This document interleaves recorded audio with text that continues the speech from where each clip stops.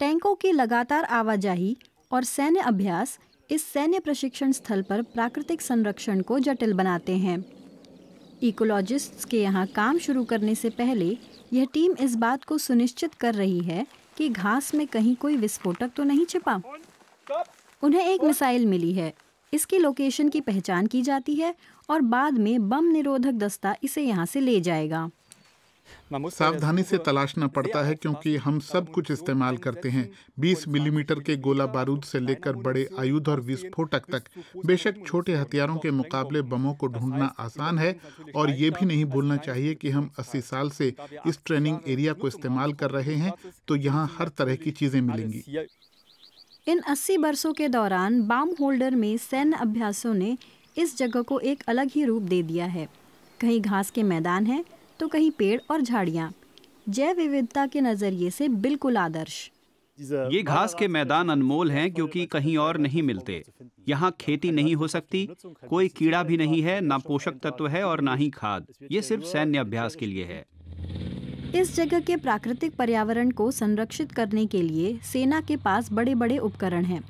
यह बख्तरबंद गाड़ी इस बात का ध्यान रखती है कि ज्यादा झाड़ियाँ या फिर पेड़ पौधे ना उगें।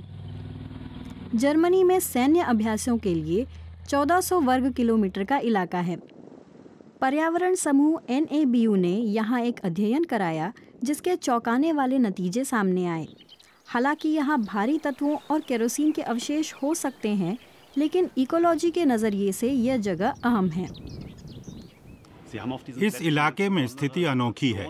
सैन्य अभ्यास का पर्यावरण पर असर पड़ता है।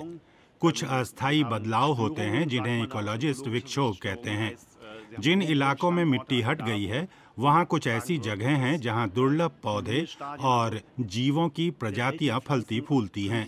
ऐसा आपको सामान्य जगहों पर नहीं मिलेगा।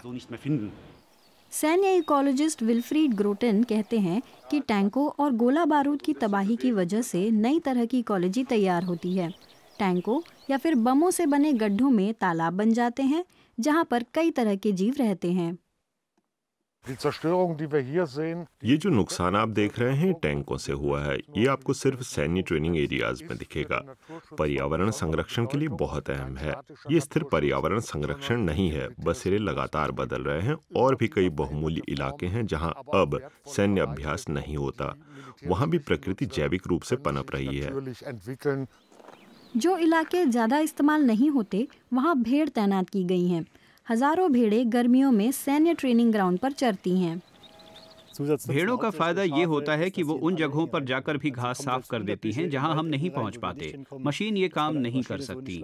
भेड़ों के पैरों के निशान, घास को चरना और फिर उनके मल से जमीन प्राकृतिक रूप से उन्नत होती है। गडेरिए कार्ल हाइंस किंकल कहते हैं कि इन भेड़ों ने मिलिट्री जोन में न जाने कितनी गर्मियां गुजारी हैं और उन्हें इसकी आदत है। जब गोलीबारी होती है, हैवी फायरिंग होती है, तो आप हैरान रह जाएंगे कि वो कितनी जल्दी उसके मुताबिक ढल जाती हैं। डर लगने पर वो एक साथ झुंड बना लेती हैं। जर्मनी में सघन खेती की वजह से प्राकृतिक पर्यावरण का बड़ा हिस्सा गायब हो गया है। सेना के ट्रेनिंग ग्राउंड इकोलॉजी के नज़रिए से बहुत मूल्यवान है।